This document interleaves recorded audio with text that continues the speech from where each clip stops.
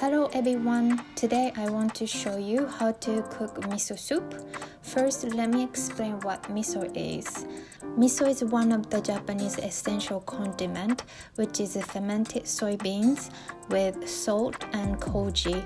Koji is asparagus OG. I will explain about koji on another episode soon. Miso comes in the paste format. You can use for soup like miso soup, but also for everything from marinate meat, fish, sauteed vegetables, salad dressing, pasta sauce. I sometimes use it for broccoli Maria. I will share those recipes one day soon. Japan produces miso all over the Japan. There are 3 kinds of miso. One is made with the rice koji. 80% of miso is made with the rice koji. Japan mainly produces rice in northern part of Japan, so it tends to produce northern part of Japan. Then second one is with barley koji. Mainly south part of Japan produce this kind of miso. The weather is not right to produce rice in the south part of Japan. That's why they make a miso with barley. This applies to sake and shochu as well. Area produce rice, make sake. Then the area doesn't produce rice much. They make shochu made with the barley, sweet potato, or sugarcane. The last one is made with the soybeans. It produced in a small area of Japan. Then within that, there are red miso paste and the white miso paste. Red miso use steamed soybeans and ferment it longer, like 1 to 5 years. Because of Maillard reaction, it turns red. The white miso use boiled soybeans. Ferment time is a few weeks to a few months. This is a miso section at the Japanese supermarket in New York, so you can imagine how many different kinds of miso we have in Japan. You can ask the store person to explain what those differences are, but main difference are rice miso, barley miso, or beans miso, and red or white, and sometimes it comes mixed one. Then some of them are organic, less salt, or with dashi in miso. This is the miso I usually use. First miso soup recipe I want to share is a Jerusalem artichoke and onion miso soup. I usually see Jerusalem artichoke later summer to fall at the farmer's market. During this time, I try to eat them as much as possible because it's very healthy vegetables. Jerusalem artichoke is food for good bacteria. This correct internal environment. It suppressed rising blood pressure, also good for diabetic. First, I cut vegetables. I try not to remove the skins from the vegetable because skin has the most nutrition. In this case, I'm removing the hard parts and stems from Jerusalem artichoke.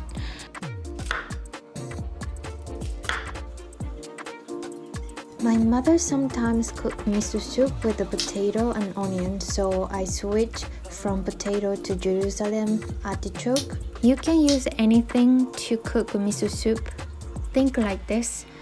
You put anything to cook soup, it's the same thing. You can put vegetable, fish, meat. Just miso is the base. Creation is all yours. In Japan, depending on area, they use different ingredients for miso soup. The most surprising ingredient was tomato, but for the area where produced a lot of tomatoes, they use tomato for miso soup. It's quite common for them. Once you cut vegetables, try not to wash too much. Most vegetables are water-soluble vegetables. You will wash off the nutrition.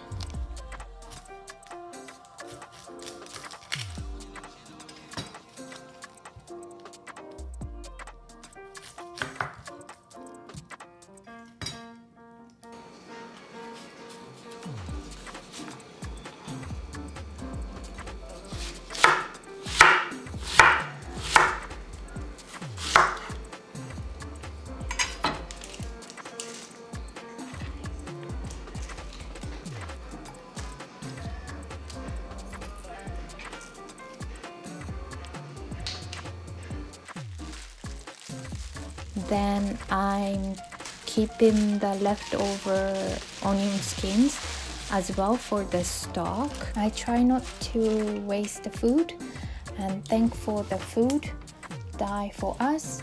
We have a responsibility to eat and thank each pieces. That's what itadakimasu means. First, I cook vegetable until it gets soft. I usually use red miso paste for miso soup since it's healthier and I eat it in the morning. Red miso has isoflavones which boost up the metabolism. It's perfect in the morning. On the other hand, white miso has GABA which helps to calm your brain, so it's good to eat at night. I remove lye from vegetable because it creates bitter taste.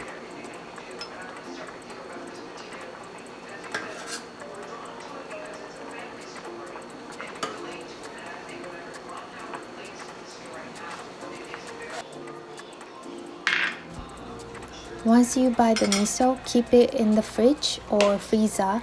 Miso change color and taste once it exposed to the air. So keep the white paper it comes with or use a plastic wrap to cover and keep the air out. I keep it in the fridge since I use it often, but if you don't use it much, you can keep it in the freezer. It won't freeze.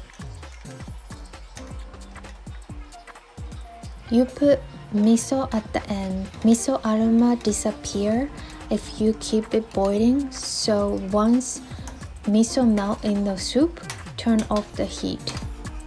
This is a hondashi. It's instant bonito soup stock. This time I used instant dashi powder. In order to keep the dashi aroma, I put at the end as well. When you taste the boiling hot stuff, you taste things less salty. So doing this way, the soup temperature goes down to normal, so you taste right. That's it.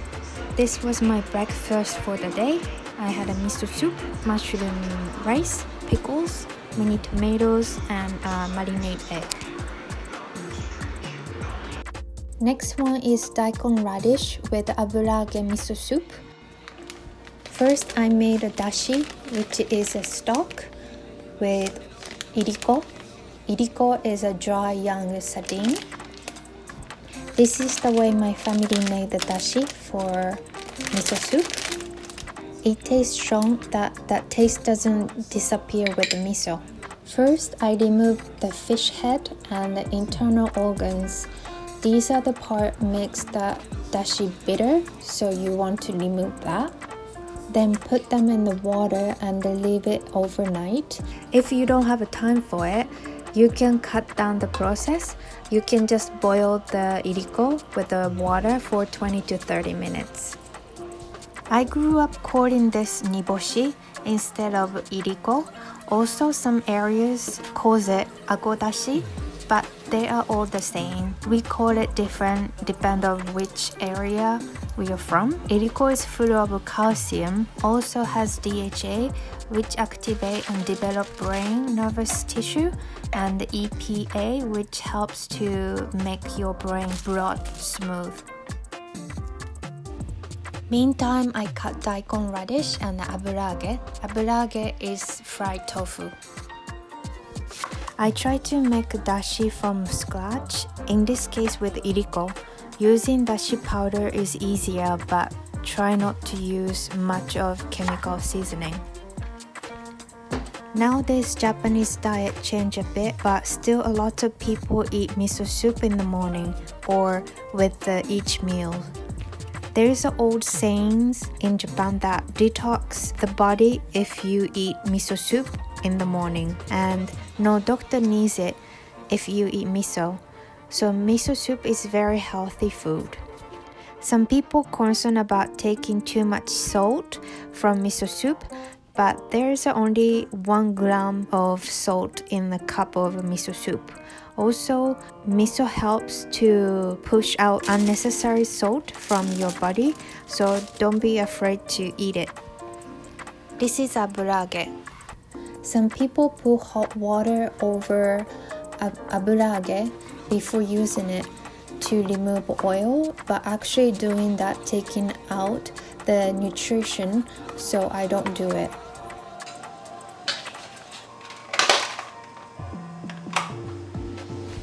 After boiling iriko, dry fish, for 20 to 30 minutes, remove them.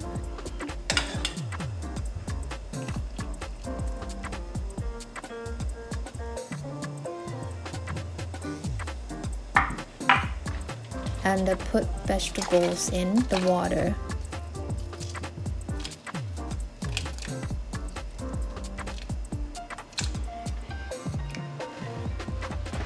Once the vegetable gets soft, add it aburage and cook for a few minutes again.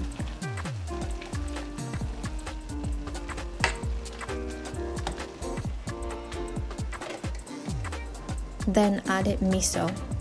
There are right equipment to do this, like a strainer, but I just don't own one. I don't measure how much miso paste I use for this because salt amount is different depending on the brands, but you can use a half to 1 tablespoon for a cup of a soup. You just need to taste it. If it's right, you should start less, then add it more later since you cannot remove the salt. I eat miso soup every morning with the rice and some side dishes, but I cook a weak portion of a miso soup on the weekends and reheat it in the morning. That's it. It's pretty easy, isn't it? So I had the daikon, radish and aburage miso soup and hijiki rice and some other side dishes for the morning. Next one is a tofu, seaweed and leek miso soup. This stock is made with the kelp and katsuobushi, which is a bonito flakes. It calls awase dashi. It's the most popular way of making stock. The taste and smell are very gentle, that it might be weak for miso soup. I showed how to make the kelp stock before.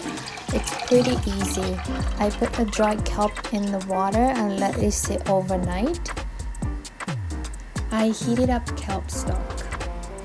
I don't normally put leek for tofu and seaweed miso soup combination, but my leek was going bad, so I had to use it. Make sure to wash off the sand from leek when you use the leek. Usually there is a food of sands on the tip of the leek.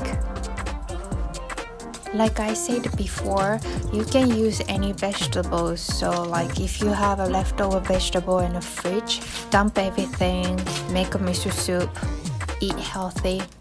All the nutrition goes to the soup, so it's a perfect way to take nutrition from the vegetable. Just don't overcook the vegetables because vitamins dies. Also, don't overcook the miso because aroma disappears. Then I cut tofu. I like the silky texture for this, so I'm using silky tofu, but you can use farm tofu as well.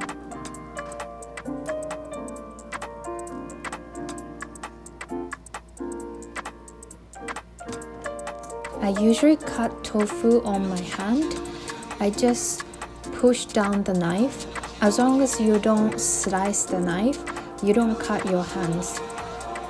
This is the way I usually do. It's easier for me. Also, the cutting board doesn't get messy either.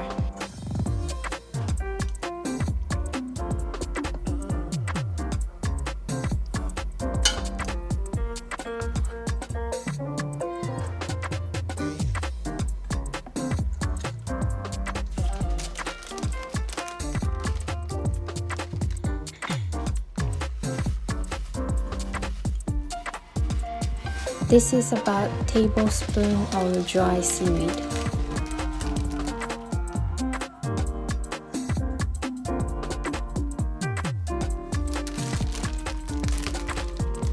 Then this is bonito flakes.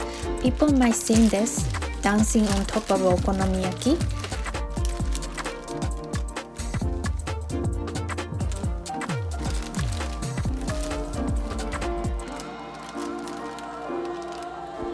Put a handful of bonito flakes in the kelp stock. You turn off the heat right away, then let it sit for a few minutes to melt umami out to the stock. Then strain the stock.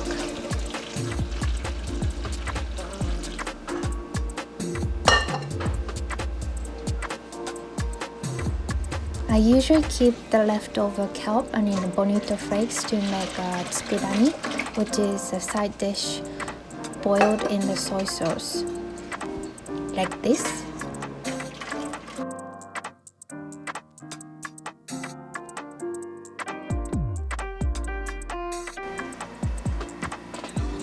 Reboil the stock again.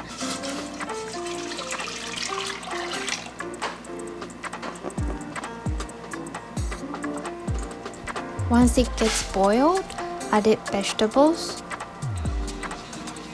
Then cook until it gets soft. Maybe like 5 minutes.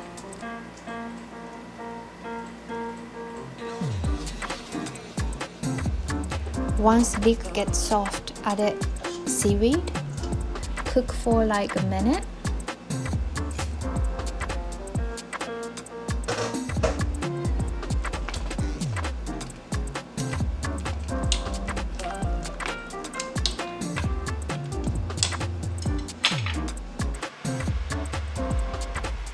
Then added tofu. Tofu doesn't really have to cook, so I put that at the end.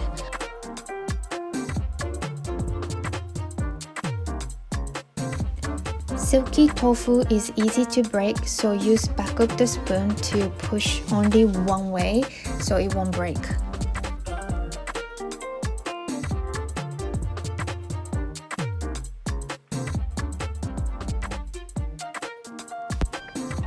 Then I added red miso. White miso is sweeter, so you might want to use with a sweet food like sweet potato, cabbage, and salmon. On the other hand, red miso has more salt, so you might want to use for the ingredient that need rich flavor like hard vegetable like potato, cauliflower, and tofu, shellfish, and meat. Once miso melt, turn off the heat.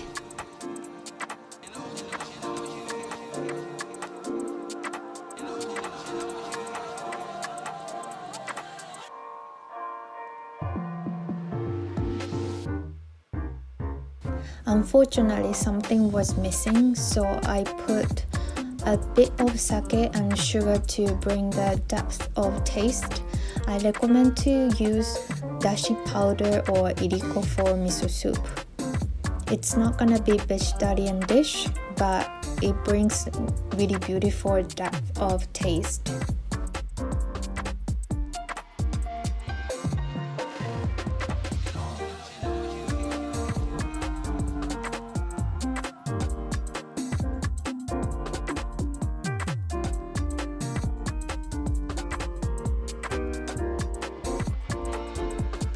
All done. This was my breakfast. I had a miso soup, corn rice, red beet salad, sauteed eggplant, and chicken dish. I will explain Japanese condiments a little bit more deeper soon in another episode. Stay tuned. Thank you for watching.